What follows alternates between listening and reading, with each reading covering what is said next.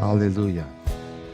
Meus amados irmãos, inclinemos ainda as nossas cabeças nesta noite. Deus da glória, agora que vamos meditar na Tua Palavra, te pedimos que Tu nos venhas abençoar, Senhor.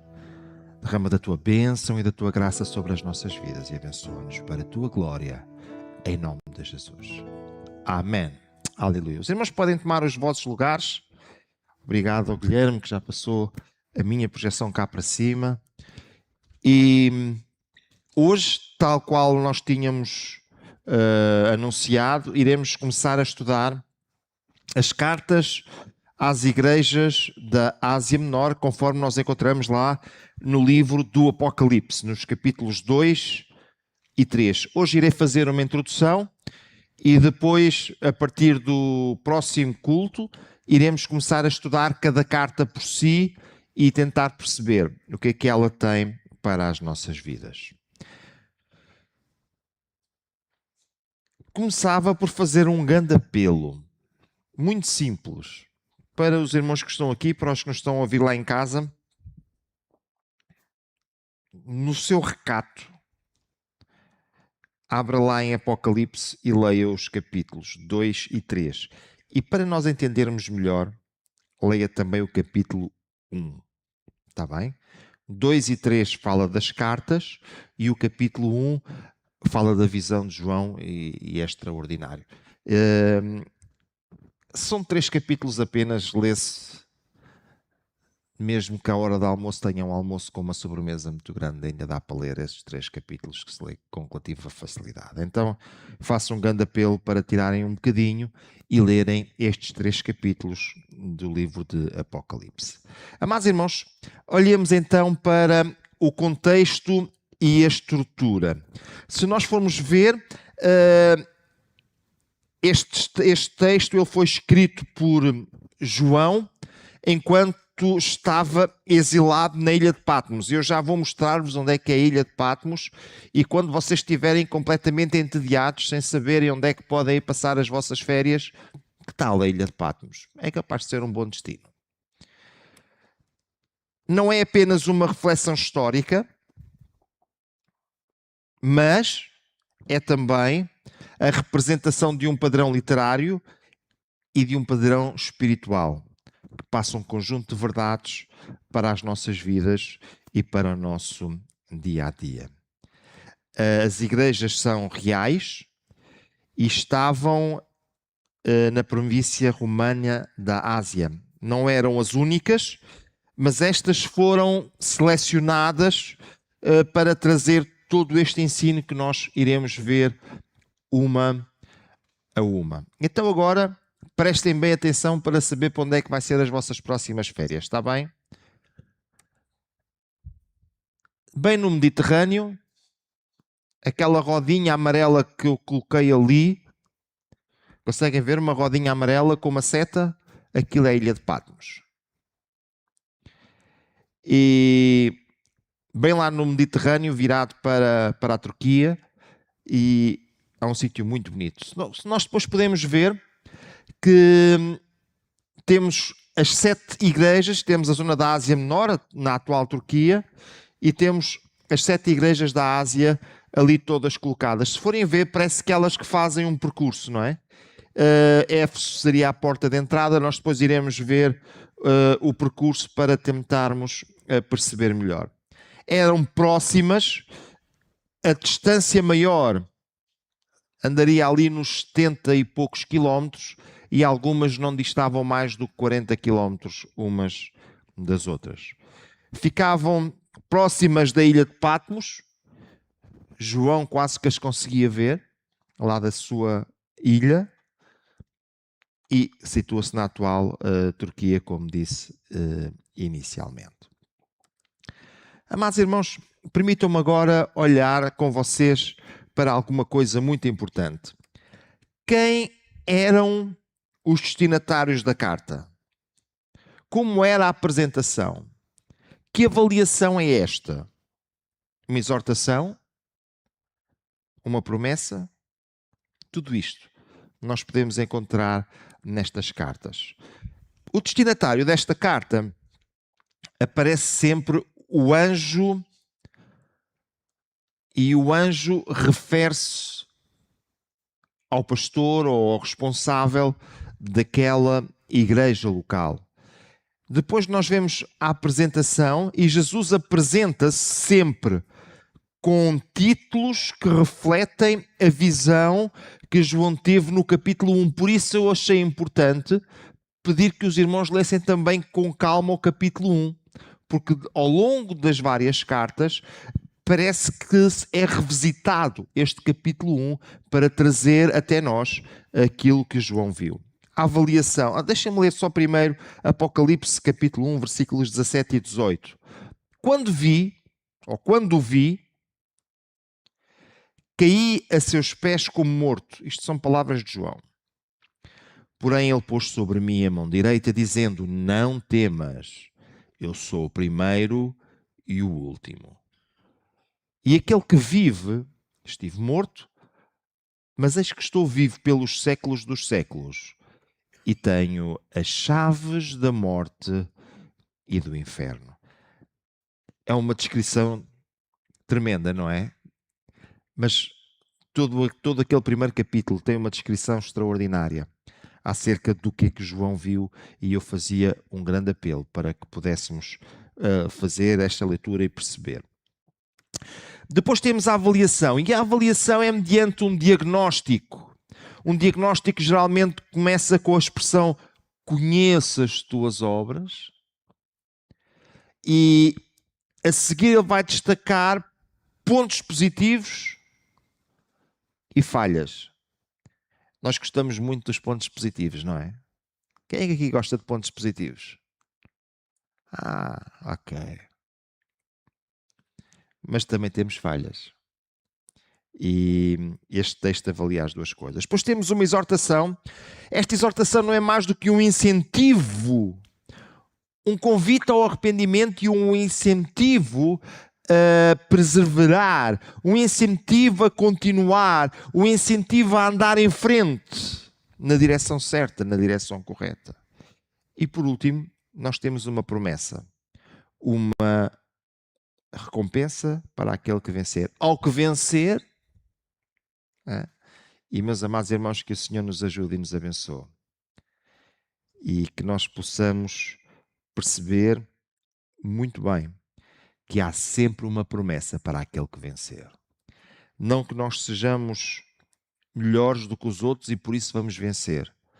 Mas quando nós confiamos em Jesus Cristo, Ele coloca em nós a capacidade de vencer. E esta deve ser a pauta do cristão. Viver mediante aquilo que Jesus tem dado.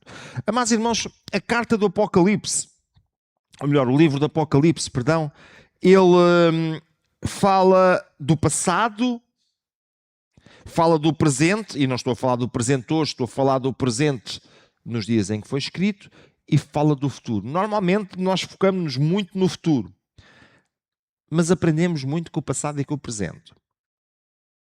Veja comigo o capítulo 1 e no versículo 19. E diz lá: escreve, pois, as coisas que vistes, e as que são, e as que hão de vir. As coisas que viste, as que são, e as que hão de vir. E, meus amados irmãos, as cartas, elas focam-se muito no passado e no presente, mas depois o livro do Apocalipse irá falar muito sobre o futuro. Então, esta é a visão, a ideia das cartas do Apocalipse.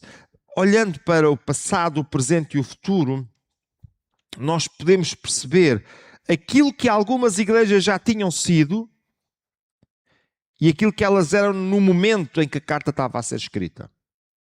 E, meus amados irmãos, isto leva-nos a perceber alguma coisa. É que o passado já lá está. O presente pode ser o futuro pode ser uma expectativa, mas nós temos o momento presente. E este nós estamos a escrevê-lo hoje. E sabem uma coisa? Se nós não nos preocuparmos com o nosso presente, no futuro iremos ter um passado pouco interessante para referir. Porque o presente hoje, daqui por uns anos, vai ser passado.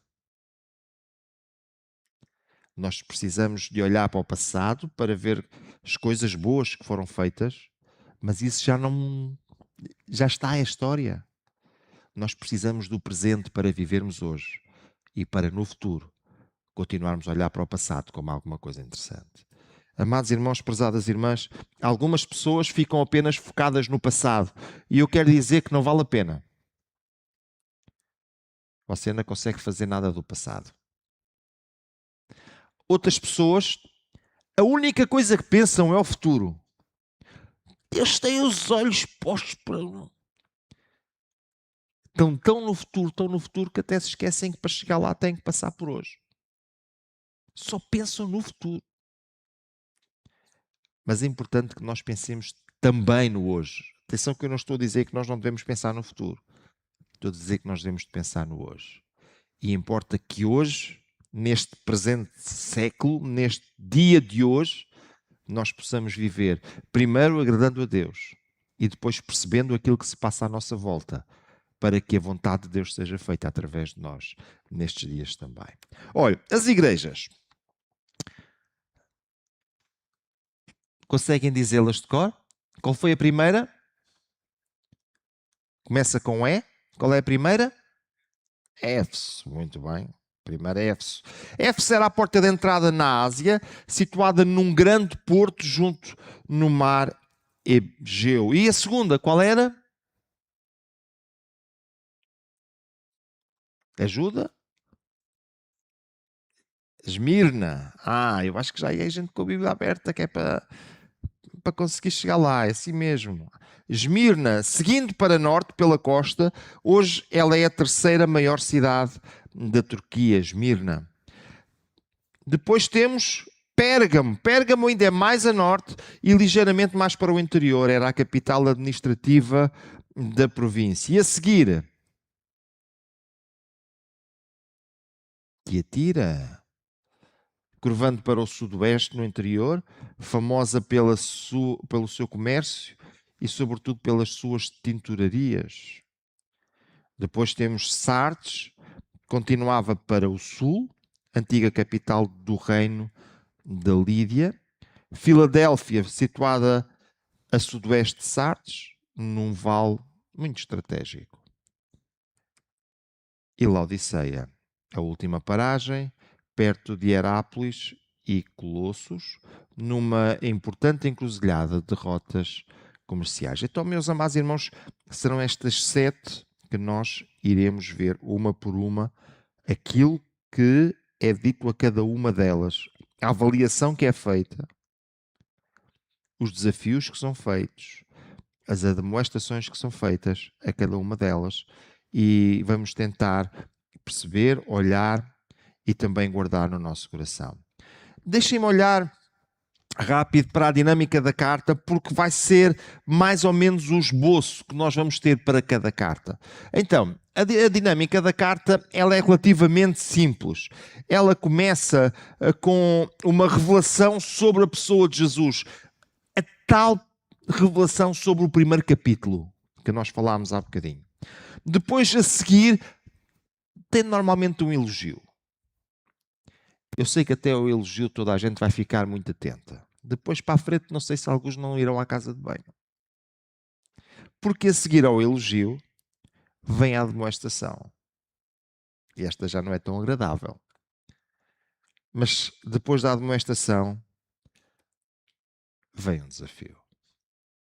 Amados irmãos, a revelação sobre Jesus e depois 3 coisas direcionadas para a igreja: o elogio, a admoestação e o desafio.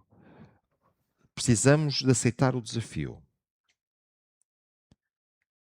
de entender a admoestação e de ficar contentes com o elogio. Se a nossa vida estiver como a igreja em pauta ou a igreja que vamos estudar, que assim seja. Fiquemos contentes com o elogio, percebamos bem a admoestação e aceitemos o desafio. Meus amados, que o Senhor nos ajude e nos abençoe e que nós possamos, ao longo destes próximos estudos bíblicos, perceber o que é que Deus queria deixar para nós, não apenas para aquelas igrejas, mas para nós também, acerca da sua pessoa, acerca das coisas que nós fazemos bem, acerca das coisas que nós precisamos melhorar e acerca da forma como Ele deseja desafiar-nos em cada dia. Que o Senhor abençoe os meus amados irmãos e as prezadas irmãs. Eu vou pedir à minha esposa, ela irá fazer agora a leitura referente à ceia do Senhor e depois nós iremos participar todos.